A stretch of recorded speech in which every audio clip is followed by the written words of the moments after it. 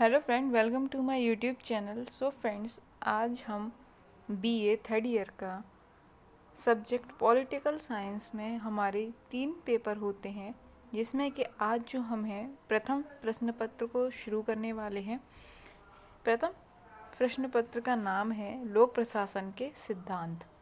उसमें हम आज चैप्टर नंबर 1 पढ़ेंगे। चैप्टर का नाम है लोक प्रशासन का अर्थ एवं उनके क्षेत्र। चलिए फ्रेंड, टाइम को बिल्कुल भी वेस्ट ना करते हुए हम अपनी क्लास को स्टार्ट करते हैं। सो फ्रेंड्स, लोक प्रशासन हम एक मोटे तौर पर अगर से लें तो लोक प्रशासन जो है वह शासकीय नीति के विभिन्न पहलुओं का एक विकास है, उन पर अमल एवं उनका जो है अध्ययन करना है। यानी कि प्रशासन का वह भाग जो सामान्य जनता के लाभ के लिए होता है वह लोक प्रशासन कहलाता है। लोक प्रशासन का संबंध सामान्य नीतियों अथवा सार्वजनिक नीतियों से होता है। यानी कि फ्रेंड, जो हमारा लोक प्रशासन है, अगर हम उसे संधि विच्छेद करें तो लोक प्रशासन का अर्थ ही यही होता है कि जनता के लिए शासन। यानी कि लोक माने जनता, यानी समाज, सामाजिक लोग यानी समाज में रहने वाले लोग, इस तरीके से भी कह सकते हैं। प्रशासन जो उनके लिए शासन किया जाता है या उनके हित के लिए शासन किया जाता है, तो इसलिए हम उसका जो लोक प्रशासन का जो अर्थ है वह है जनता के लिए शासन करना।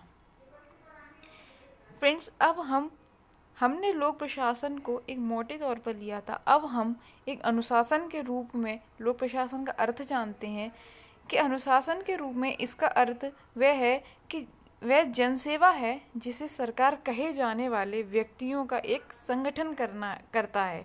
यानी कि लोक प्रशासन जो है, जिसको कि अनुशासन के रूप में अगर हम उसे व्यक्त करें तो उसमें सरकार, जैसे हम बोलते हैं कि इस बार इसकी सरकार बन गई, इस बार इसकी सरकार बन गई, उसी तरह जो ये सरकार जो कहे जाने वाले जो व्यक्ति हैं उनका वह एक संगठन है।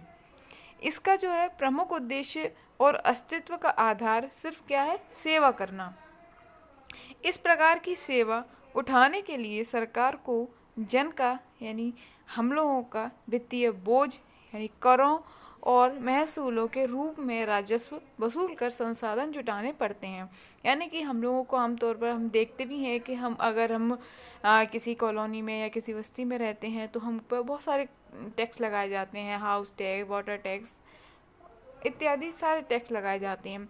तो हमारे ही पैसों को, हम एक बहुत ही सिंपल वे में समझ लें कि हमारे ही पैसों को हमारे लिए ही सरकार जो है खर्च करती है, हमें उनसे कर के रूप में लेती है और हमारे लिए जो राजस्व जो बनता है उनसे वे हमारे लिए ही संसाधन जुटाते हैं, जिनकी कुछ आय है और उनसे कुछ लेकर सेवाओं के माध्यम से उसका समतापूर्ण वितरण करना ही इसका उद्देश्य है। जैसा कि मैंने आपको पहले बताया है कि हमसे ही पैसा लेते हैं और हमारे ऊपर ही खर्च किया जाता है, तो एक समतापूर्ण वितरण करना ही जो है सरकार का उद्देश्य होता है।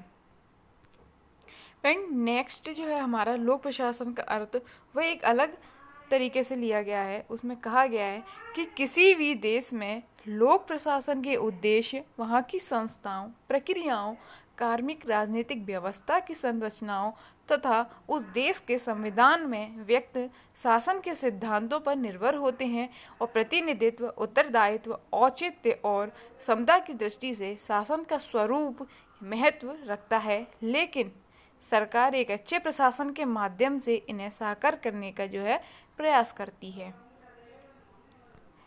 फोर्थ है हमारा लोक प्रशासन के अर्थ को समझने में कि लोक प्रशासन आज जो है एक ऐसा महत्वपूर्ण विषय बन चुका है कि उसके जो विविध पक्ष हैं और उसके जो स्वरूप हैं उसका संबंध बौद्धिक वर्ग को अधिक से अधिक परिचित कराया जाए।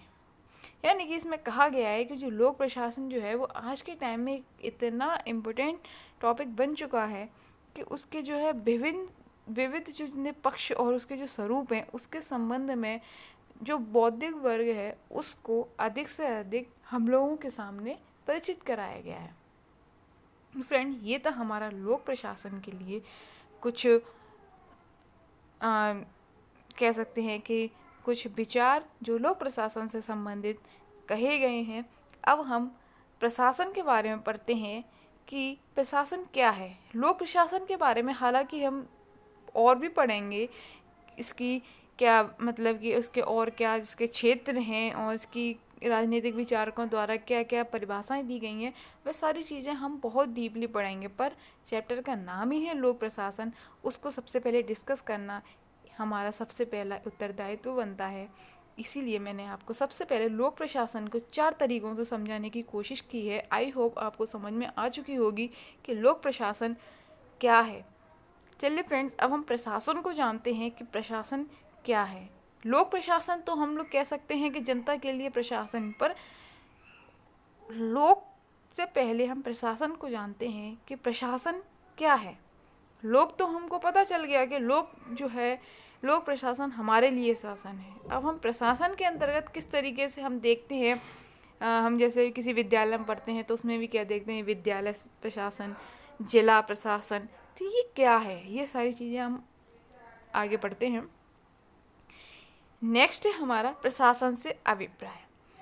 मैंने जो पीपीटी बनाई है, जो पीडीएफ बनाई है, वो बहुत ही सिंपल वे में बनाई है, जिससे कि आपको बिल्कुल भी समझने में कठिनाई नहीं होगी। फ्रेंड्स, प्रशासन से अभिप्राय में है कि मानव जो है एक सामाजिक प्राणी है।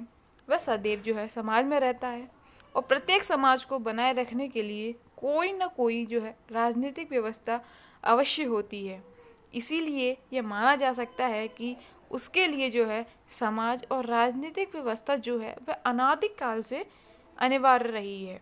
यानी कि हम जो हैं एक सामाजिक प्राणी हैं और हमारे लिए कोई ना कोई राजनीतिक व्यवस्था हमेशा से हम देखते ही आ रहे हैं कि कोई ना कोई राजनीतिक व्यवस्था हमारे लिए होती ही है।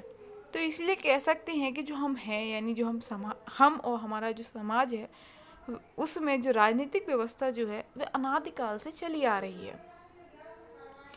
अब फ्रेंड्स, अब हम प्रशासन के में जो है एक अपने जो ये हमने सिंपल वे में समझा, अब हम जो है एक अच्छा डेफिनेशन के ज़रिए समझते हैं कि प्रशासन का क्या है और प्रशासन कैसे बना, क्या जैसे क्या और कौन कौन सी सारी चीज़ें हैं।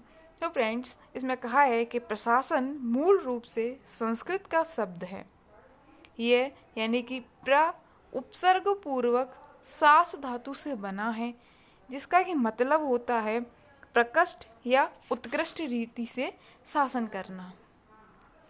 सो फ्रेंड्स, प्रकृष्ट और उत्कृष्ट का मैं आपको बताती हूँ कि प्रकृष्ट जो शासन है उसका मतलब ये होता है कि अनेक व्यक्तियों को विशिष्ट अनुशासन में रखते हुए उनसे एक निश्चित उद्देश्य की पूर्ति के लिए कार्य कराया जाता है। यानी कि जो इसमें हमने कहा कि प्रशासन जो है एक सास धातु से बना है, इसका अर्थ है प्रकृष्ट और उत्कृष्ट रीति से शासन। तो प्रकृष्ट और उत्कृष्ट रीति क्या होती है, वही मैंने आपको बताया कि प्रकृष्ट और उत्कृष्ट रीति वह होती हैं जिसमें अनेक व्यक्तियों को विशिष्ट अनुशासन में रखते हुए उनसे एक निश्चित उद्देश्य की पूर्ति के लिए कार्य कराया जाता है। इससे ये स्पष्ट हो जाता है कि प्रशासन जो है वह एक से अधिक व्यक्तियों द्वारा विशेष उद्देश्य की पूर्ति के लिए सहयोगी ढंग से किया जाने वाला एक कार्य है। सेकंड पॉइंट है हमारा कि प्रशासन की भांति इसके लिए अंग्रेजी में एडमिनिस्ट्रेशन शब्द का प्रयोग किया जाता है। यह जो है मूलतः एड उपसर्ग पूर्वक यानी कि सेवा करने का अर्थ देने वाली लैटिन की धातु मिनिस्ट्री से बना है। इसका जो है मूल अभिप्राय यह है कि एक व्यक्ति के द्वारा दूसरे व्यक्ति के हित की दृष्टि से उसकी सेवा का कोई कार्य करना। जैसे पादरी द्वारा किसी व्यक्ति को धार्मिक लाभ पहुंचाने के लिए धार्मिक संस्कार करना और न्यायाधीश द्वारा न्याय करना, डॉक्टर को दवाई देना। ये प्रशासन की फ्रेंड्स डेफिनेशन थी, उसके इंग्लिश में एडमिनिस्ट्रेशन कहते हैं। अब फ्रेंड्स, हम प्रशासन को शब्दकोश के अनुसार किस तरीके से परिभाषित किया गया है वह हम देखते हैं। इसमें कहा गया है कि प्रशासन शब्द का अर्थ है कि कार्यों का प्रबंध करना या लोगों की देखभाल करना। इसी बीच एक इंसाइक्लोपीडिया ब्रिटानिका में प्रशासन शब्द की जो व्याख्या की गई है वह इस प्रकार की गई है कि यह कार्यों प्रबंध अथवा उनको पूर्ण करने की एक प्रक्रिया है। यानी इंसाइक्लोपीडिया ब्रिटानिका में प्रशासन शब्द के बारे में कहा गया है कि जो प्रशासन है उसमें कार्यों के प्रबंध या उनको पूर्ण करने की एक प्रक्रिया है। उसने प्रशासन को बताया कि प्रशासन जो है कि कार्यों को पूर्ण करने की एक प्रक्रिया है। फ्रेंड्स, प्रशासन का जो अर्थ होता है वह अत्यंत व्यापक है। सामान्य रूप से जो है इसको हम 4 अर्थों में विभाजित करके इसको समझ सकते हैं। पहला अर्थ है कि प्रशासन को मंत्रिमंडल का पर्यायवाची माना जाता है। जैसे कि हम कहते हैं राजीव गांधी का शासन, राष्ट्रपति जॉर्ज बुश का प्रशासन या नेहरू प्रशासन, है ना। अब जैसे नई नई सरकारें आती हैं तो हम उनका शासन के नाम से उसको हम विख्यात करते हैं कि ये, जैसे अभी हमारी जो सरकार है वो मोदी की सरकार है, हम कह सकते हैं कि ये मोदी जी के शासन में ऐसा हुआ था। कोई भी एग्जाम्पल के तौर पे हम देख लेते हैं कि अगर यदि कोई भर्ती हमारे यूपी में या पूरे भारत में कहीं निकलती है तो हम कहीं कहते हैं कि अरे उनके शासन में उन्होंने इतनी भर्तियां निकाली, उनके शासन में ऐसा विकास हुआ। ये सारी चीज़ें हम एक सामाजिक तौर पे हम समाज में कहीं बैठते हैं तो हम सारी चीज़ें इस तरीके से आम बोलचाल की भाषा में बोल ही देते हैं। तो फ्रेंड्स, जो सबसे पहले अर्थ में जो प्रशासन को है समझाया गया वो उसमें कहा गया कि जो प्रशासन है वो मंत्रिमंडल का ही एक पर्यायवाची है। अब देखते हैं कि द्वितीय अर्थ में प्रशासन को क्या कहा गया है। तो फ्रेंड, द्वितीय अर्थ में इसे जो है सामाजिक विज्ञान की एक शाखा माना गया है। क्योंकि सामाजिक विज्ञान की शाखा किस लिए माना गया है? क्योंकि प्रशासन हमारे एक राजनीति के अंतर्गत आता है और राजनीति विज्ञान हमारी जो है एक सामाजिक विज्ञान के अंतर्गत आती है। तो इसीलिए ये एक सामाजिक विज्ञान की हम इसे एक शाखा कह सकते हैं। तृतीय अर्थ है हमारा कि इसका प्रयोग जो है उन सभी क्रियाओं के लिए किया जाता है जो कि लोक नीति अथवा लोक नीतियों को कार्यान्वित करने तथा कुछ सेवाएं अथवा लाभ प्रदान करने के लिए संगठित की जाती हैं। जैसे कि मैंने आपको पहले ही बताया, जैसे कि है भारतीय प्रशासन, रेलवे प्रशासन, शिक्षा प्रशासन आदि। फ्रेंड्स, चतुर्थ अर्थ में कहा गया है कि इसका प्रयोग सामान्य रूप से प्रबंध के सभी कार्यों के लिए किया जाता है। तो फ्रेंड्स, ये थे हमारे 4 अर्थ, जो कि हम प्रशासन को इन 4 अर्थों में विभाजित कर उनके अर्थों को समझाया गया है कि प्रशासन को किन किन अर्थों में क्या क्या कहा गया है।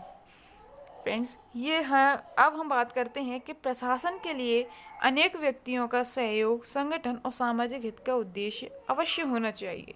यानी कि इसमें जो है कहा गया कि जो प्रशासन है उसमें अनेक व्यक्तियों का सहयोग होना चाहिए, संगठित होने चाहिए और उनका जो उद्देश्य होना चाहिए वो समाज के हित के लिए होना चाहिए। ये प्रशासन के हम कह सकते हैं कि या ये नियम है या ये प्रशासन के अंतर्गत ही ये सारी चीज़ें आती हैं। अब हम बात करते हैं फ्रेंड्स कि प्रशासन से संबंधित कुछ हमारे राजनीतिक विचारक हैं जिन्होंने प्रशासन को अपनी अपनी विचारधारा के अनुसार प्रशासन को परिभाषित किया है, जिसमें हमारे सबसे पहले महोदय हैं जिनका कि नाम है साइमन। उनके विचार हैं कि अपने व्यापक रूप में प्रशासन की व्याख्या उन समस्त सामूहिक क्रियाओं से की जा सकती है जो सामान्य लक्ष्य की प्राप्ति के लिए सहयोगात्मक रूप में प्रस्तुत की जाती है। ये थे फ्रेंड्स हमारे साइमन के विचारक के विचार। अब हमारे जो सेकंड हैं जिनका कि नाम है मार्क्स, उनके विचार हैं कि मनुष्य तथा भौतिक साधनों का संगठन एवं नियंत्रण ही प्रशासन है। इन्होंने मनुष्य और भौतिक साधनों का संगठन, उस नियंत्रण को ही प्रशासन बोला है। थर्ड है हमारे लूथर गुलिक, जिनका ये कहना है कि प्रशासन का संबंध कार्यों को संपन्न कराने से है जिससे कि निर्धारित लक्ष्य पूरे हो सके हैं। यानी कि उन्होंने ये कहा कि प्रशासन जो है उनका संबंध जो है बस कार्यों को संपन्न कराना है और निर्धारित जितने भी जो लक्ष्य हैं उनको पूरा कराना ही प्रशासन का संबंध है। फ्रेंड्स, हमारे जो नेक्स्ट जो विचारक हैं जिनका कि नाम है मार्शल डीमोक, उनका कहना है कि प्रशासन का संबंध सरकार के क्या तथा कैसे से होता है, जिसमें कि क्या का अर्थ है विषय वस्तु से लिया जाता है, क्या का अर्थ जिसका कि मतलब होता है एक क्षेत्र का तकनीकी ज्ञान जो कि प्रशासकों को उनके कार्य की सामर्थ्य प्रदान करता है, और कैसे का अर्थ होता है कि प्रबंध की तकनीकी है, अर्थात वे सिद्धांत जिनके अनुसार सरकारी योजनाएं सफल बनाई जाती हैं। दोनों ही अपरिहार्य हैं और दोनों मिलने पर प्रशासन की स्थापना करते हैं।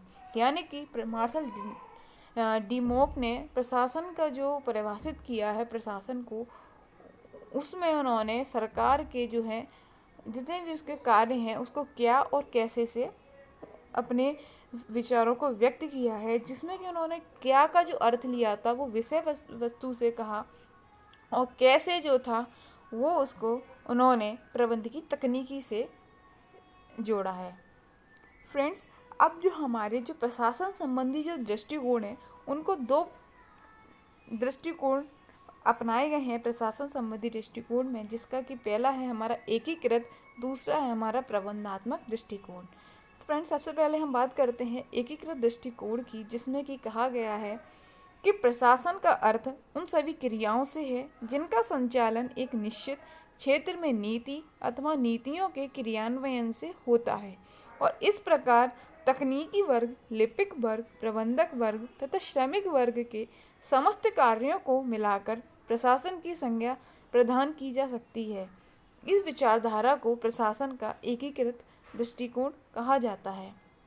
यानी कि इसमें इन्होंने इसका कहने का मतलब यही है कि जो प्रशासन है उसका अर्थ यही है कि जो उनका जो संचालन है वह एक निश्चित क्षेत्र में नीति और नीतियों के क्रियान्वयन से होता है। यानी कि एकीकृत का मतलब ये है कि एक निश्चित क्षेत्र में जितनी भी नीति हैं और नीतियों से संबंधित जितनी भी क्रियाएं या कितने भी क्रियाकलाप कार्य जितने भी होते हैं वो उन्होंने इसमें बताया है कि जो एकीकृत दृष्टिकोण है उसमें सिर्फ एक निश्चित क्षेत्र में होने वाली नीतियों के क्रियान्वयन से होता है, और इस प्रकार जैसे कि अब तकनीकी वर्ग, लिपिक वर्ग, प्रबंधक वर्ग, श्रमिक वर्ग को समस्त कार्यों को मिलाकर प्रशासन की संज्ञा प्रदान की जाती है।